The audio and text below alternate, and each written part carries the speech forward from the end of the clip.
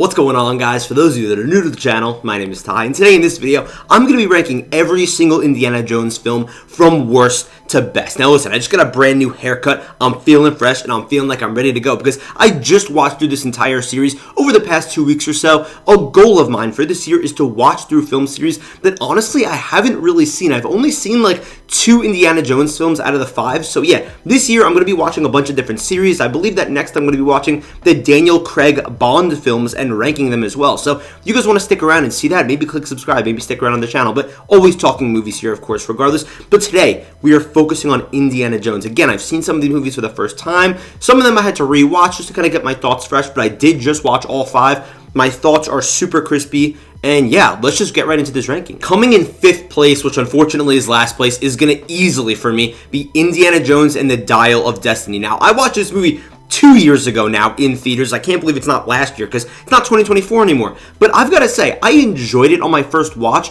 but I think that's mainly just because of the fact that I haven't really seen the other Indiana Jones movies, or at least I haven't in a while. But on this rewatch, considering that this was the last one that I watched, after watching some spectacular Indiana Jones action, this movie is not good on rewatch. It's really, really rough. I think this film's biggest problem is that it's painfully boring. From there, you've got James Mangold, who directed this movie, and this is the thing. He's a talented director, but I do feel he's a bit overrated, and this movie feels more like it's directed by Disney or Lucasfilm than by him.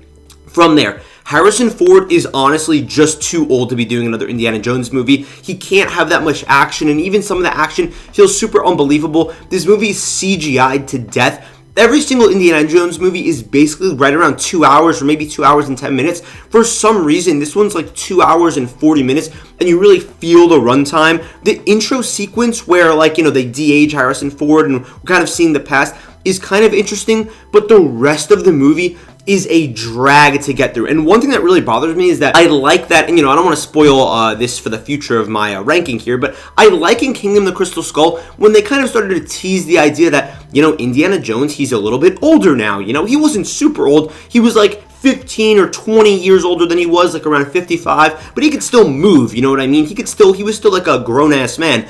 But this is the thing.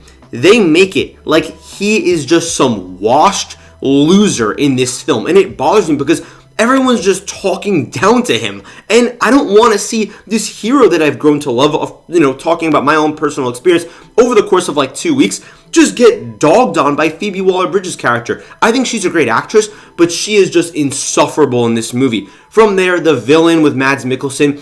I don't know who Mads Mikkelsen's agent is, but he needs to fire them. I feel like he's such a phenomenal actor that gets put in the worst projects that you could possibly think of. I think this movie sucks, I'm going to be honest with you. The rest of the 4 Indiana Jones films I actually kind of like, even Kingdom of the Crystal Skull. But yeah, this movie is the one dud, like bad film on this list.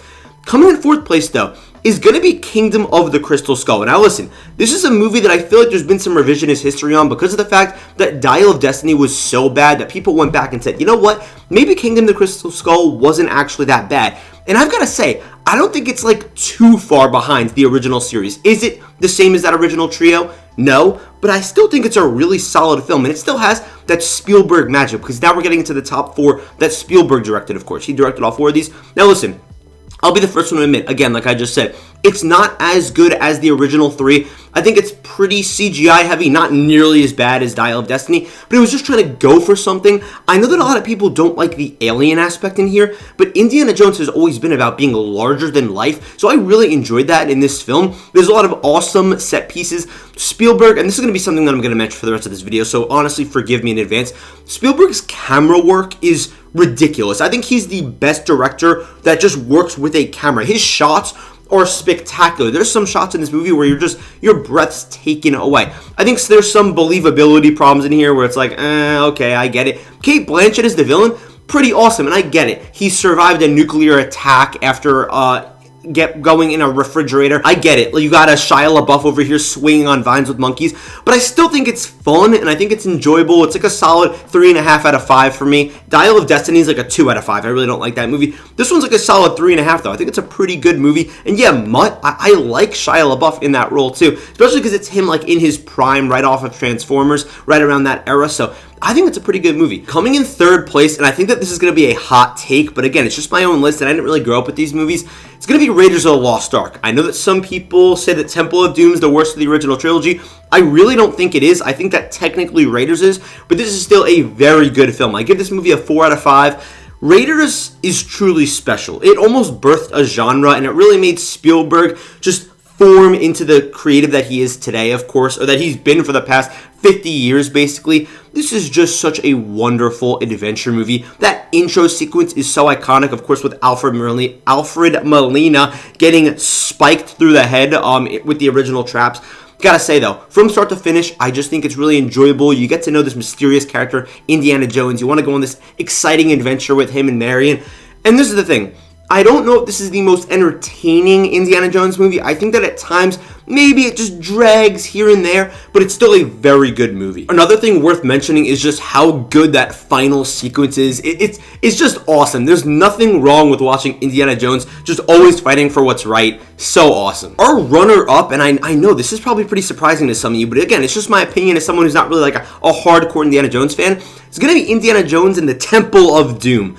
Temple of Doom just rocks. I love the fact that in a way, this feels like a bit of a filler episode between Raiders of the Lost Ark and The Last Crusade. This is a movie that I watched for the first time, by the way. I haven't seen it before, and I've got to say, by the way, I actually grew up with like the Lego Indiana Jones games. I loved them, just never watched the movies though, so I had an idea of what this was going to be about. I love the concept that this isn't as much of a globe-trotting adventure. Sure, in the beginning, we're kind of having like this cool little sequence, but from there, it's kind of like Steven Spielberg making a haunted house film where they're basically just at this castle, they're at this, whatever you want to call it, campus basically, in the middle of nowhere, and they're trying to figure out this mystery, this weird conspiracy that's going on. But it's like a haunted house, essentially. It's so cool. There's twists and turns, there's weird traps, there's some like satanic stuff going on, basically rituals. I just think it's awesome. I love the stuff where people are getting like sent to hell. There's the villain reaching into people's chests and ripping their heart out. Just some really cool stuff. Indiana Jones quips as well, short round, and also the girl that's in here. I actually thought she was pretty annoying towards the beginning, but I sort of came around on her by the end. I just think that this is a really enjoyable movie that's almost, I don't want to say forgotten about, but people don't appreciate how good this film truly is. I think I give this film also 4 out of 5 stars. Another thing worth mentioning, this is something that I was thinking about too when I was watching it. This movie feels like it's such a Sam Raimi film, like an Evil Dead type of movie too. It has that flavor. The shots are crispy. Again, I could say that about every single Spielberg movie, but truly, he's working on another level. He is ridiculous.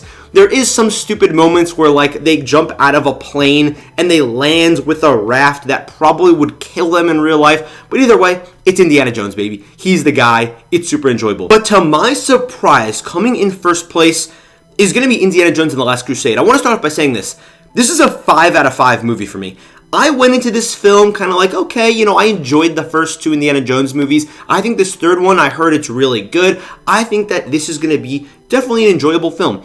But I was blown away by how good this movie truly is. I feel like it's shot the best. It's the funniest. It easily has the best side character in Sean Connery playing Dr. Henry Jones, of course, Indiana Jones' father, who I love and who adds such a special flair to this film. I think that the hunt for the chalice is so interesting. There's just such a great dynamic between Indiana Jones and his father. So many great sequences. You've got Sala, you got this, that, so many moving parts. It feels like there's the highest stakes, even though the stakes have always been relatively the same.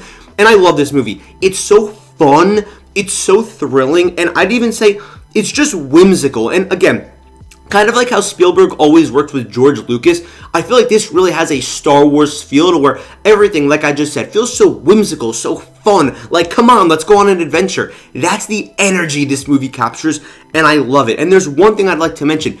The themes in here are just so interesting. I love this one through line that goes throughout this movie. There's just like this one plot point, how Indiana Jones' dad always calls him Junior, and Indiana Jones is like, listen, stop calling me Junior, and he keeps saying it.